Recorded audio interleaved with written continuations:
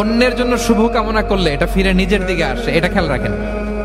এটা একটা life hacks share করতেছি, আজীবন কাজে লাগবে।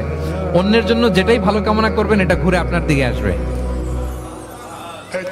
অনেকে বলে হুজুর ওর জন্য দোয়া করে আমার কি লাভ?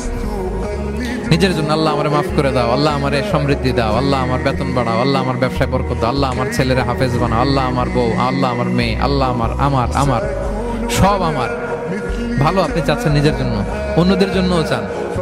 আল্লাহ আমার সব ভাইদেরকে মাফ করো, আল্লাহ আল্লাহ আমার গোটা মুসলিম উম্মাকে তুমি বরকত দাও, কল্যাণ দাও, নেতৃত্বে আসার তৌফিক দাও, আল্লাহ সবাইকে সুস্বাস্থ্য দাও।